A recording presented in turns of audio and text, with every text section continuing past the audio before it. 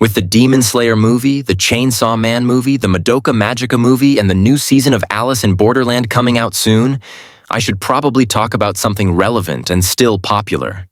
So I picked Kakegurui, which has no update for a new season in forever.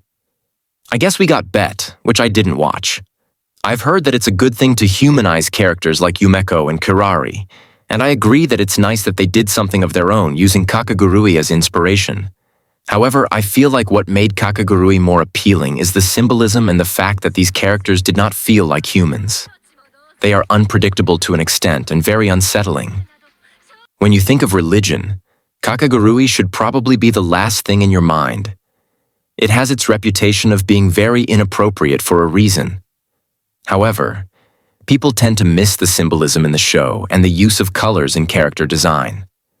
Let's get the obvious symbolism out of the way. The Hyaku Academy symbolizes the Garden of Eden, which acts like a microcosm of the world. It's dominated by Kirari Monobami, who acts as the god of this academy. I mean, Kira literally means God. Her color scheme is mainly blue and white, usually associated with the divine and the skies above. These colors are associated with calmness and tranquility, befitting for an omniscient ruler of this garden. But these colors are devoid of any warmth, since she doesn't have a single drop of empathy. She sees the school as her playground and the people around her as toys to use for her own amusement. She distorted the Garden of Eden, which was supposed to start a peaceful future for the world, into a casino. The things that makes her different from Yumeko is that her gambling addiction is under control. She is always under control. Her hair is in complex and intricate loops, representing her control over the whole school and over herself. She shows restraint. That makes her more sadistic and heartless as a person, and she tends to enjoy playing with people that she doesn't understand. The school is her own paradise because it satisfies her boredom. People with blue or purple eyes also show self-control and a means of doing anything to reach their goals, and the fact that Kirari has influenced them to an extent. If you lose a gamble and go too much into debt, you lose your privileges of being human. You become a pet. People can make use of you in however they like because humans have dominion over the animals.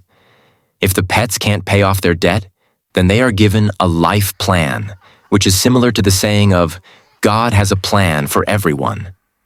In the life plan, it will dictate who will you marry, what you will work as, how many children will you have, and basically decide your future. In this school, free will becomes a privilege to those who are good at gambling, no matter how much money you have. This academy can be either heaven or hell. Kirari compares this school to an aquarium, where the fish are represented by the students, and she enjoys watching the fish eat each other to survive. A fish is also a symbol of the Christ. Perhaps this also means that she enjoys watching the destruction of a person's sense of morality and compassion. She likes to see them destroy each other with money, revenge, greed, love, and more things that gives value to a human. This is where Yumeko comes in. Kirari describes her as the serpent that slithered into my garden, which is a reference to when the devil tempted Eve to eat the fruit of forbidden knowledge. Jabami literally means serpent. It would explain the fruit imagery we see in the intro. She is an exception to Kirari's paradise. Her main colors are red and black, which are associated with the devil, desire, and primal pleasures. Unlike Kirari's complex hair loops, Yumeko's hair is long and free-flowing, which shows that her gambling addiction is not under control. It represents raw freedom and a lack of self-restraint, because she lets her gambling addiction run wild even if it hurts her. She is essentially the devil because she isn't restricted by the president's aquarium and always tempts other characters to break free of Kirari's rules. She always disrupts the order that Kirari established in her paradise. For example, she defeats the student council members who were supposed to be undefeated. She has no interest in money or revenge. She enabled all of the Housepets to become human again. Another aspect of freedom that Yumeko embodies is the freedom to express emotions, whether it's hatred, love, or disgust. She says what she wants and expresses how she feels, unlike the President Kirari, who barely breaks her poker face and keeps her emotional display under control. Kirari mentions that Yumeko is showing enlightenment to the fish in her aquarium. Enlightenment is an important concept in Buddhism as it's related to nirvana, which is the end of the reincarnation cycle called samsara. Basically, Yumeko is tempting them to step out of Kirari's control, whether it's by encouragement or by defeating them. She showed them a world out of the fish tank, a world that they thought it was impossible to reach, like for Sumeragi, Manyuda, Suzui, Mary, and Natsuki. Whenever the characters have their eyes turn red, it represents the freedom that Yumeko showed them. They get to see the world through her eyes, a world beyond the fish tank. Unlike Kirari, Yumeko doesn't think her friends are below her because she was part of an ostracized clan, so she still can see the value in people. Kirari's family, the Monobami clan, can be compared to a group of powerful angels under the command of Kirari, who plays the role of the divine creator. Yumeko was an angel once, but her clan was ostracized, so basically, she is a fallen angel just like the devil. However, Yumeko isn't a rebellious savior or a monster who likes to hurt other people, like how the devil is usually portrayed. She's a gambling addict who finds pleasure in taking risks, whether it's for herself or someone else.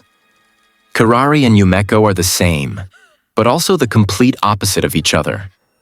The inversion of red is blue, and the inversion of blue is red. In chapter 95, Yumeko directly says that she never understood religions that made self-control a core belief and live a life detached from desire. For her, freedom is living. Following her desires is the same as breathing. When Kirari didn't want to gamble with her, Yumeko wanted to destroy all of the attachments cherished by both her and Kirari, which is the academy. The concept that romantic attachments are illusions and they should be forfeited in order to reach enlightenment is a concept in Buddhism. It is a practice followed by Buddhist monks. Therefore, Yumeko dismantles the Housepet system and ruins Kirari's paradise by giving up all of her money to the Housepets to become human again. Which also means Yumeko will lose money to gamble again. Yumeko believes that by cutting off their attachments, Kirari will have no distractions from gambling with her. Ironically, she's using Buddhist concepts to live a life that is the opposite of how a Buddhist should live their life. We talked about two of the primary colors so far, but what about yellow? If Yumeko takes on the role of the devil and Kirari is the creator, then who is Mary? The answer is that she's human. Essentially, yellow is also the color of freedom and happiness. It represents the rise of a new dawn, which is fitting for her, because she wants to be the new ruler of the academy. Both Yumeko and Kirari have an interest in her because Mary is always persistent and overcomes any obstacle no matter the cost. Yes, she was trapped in Kirari's aquarium, and yes, she only broke free after losing against Yumeko and becoming a house pet. But she was always her own person. She was never tempted by Yumeko. She had always made her own decisions. She was never tempted by Kirari, so she didn't join the student council. Yet she cares for her friends in her own way, unlike those two. She can't win her way through like Yumeko and Kirari because she doesn't have mountains of money like them, and she still experiences fear, so she has to work with what she's got. Mary rebels against the values of both Yumeko and Kirari to free everyone from the academy. She is a mixture of Yumeko's desire for freedom and Kirari's self-control. That's why her hair isn't free-flowing like Yumeko's hair, but it isn't too constricted like Kirari's hair. The name Mary itself has a huge religious significance. The Hebrew version of the name Mary is Miriam, which means rebellious. This makes sense because Mary always rebels against the tyranny of the student council, the people who think that they have control over everyone's lives. If Yumeko represents desire and Kirari represents control, then Mary represents what every human embodies: change. Mary always had the strength to never lose her pride and the strength to never give up on her friends. She had the strength for redemption even when she changed for the worse. She is proof that humanity can change for the better and eventually break free from a corrupted world instead of being used.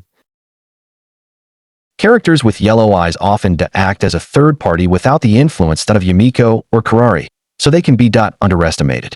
Yet they're often strong and persistent to reach their goals. They often follow their own set of ideals.